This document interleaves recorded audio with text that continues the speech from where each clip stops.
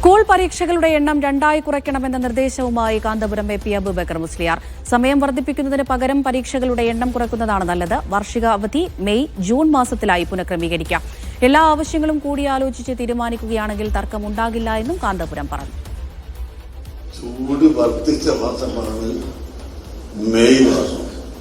അതുകൊണ്ട് ആ ചൂടിൽ നിന്ന് 2 മാസത്തിൽ നിന്ന് 1 മാസമായ മെയ് എടുക്കുകയും മഴ ഏറ്റവും വർദ്ധിക്കുന്ന കാലമാണ് ജൂൺ.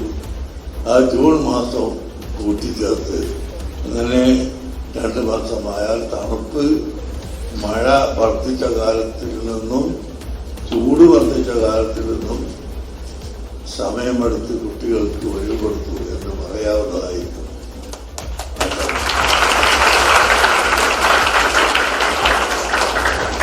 രണ്ടാമത്തേത്, സമയം ചുരുക്കാൻ ഏറ്റവും നല്ലത് ഇപ്പോൾ 3 പരീക്ഷ കൊല്ലത്തിൽ നടന്നുകൊണ്ടിരിക്കുന്നു. അത് 2 ചുരുക്കിയാൽ ഏറ്റവും നന്നായിരിക്കുന്നു.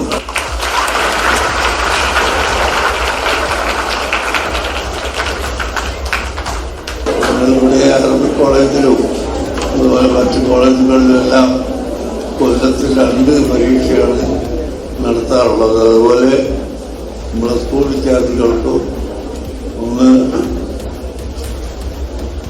6 മാസം കഴിയുമ്പോൾ ഒരു പരീക്ഷയും കൊല്ലം തിരിയുമ്പോൾ മറ്റൊരു പരീക്ഷയും അങ്ങനെ 2 പരീക്ഷയാക്കി ചുരുക്കിയാൽ മറ്റ് പല സംസ്ഥാനങ്ങളിലും ഉള്ളതുപോലെ ഇവിടെയും ചുരുക്കുന്ന പക്ഷം സമയം ലാഭിക്കാൻ കഴിയും എന്നാണ് എൻ്റെ അഭിപ്രായം.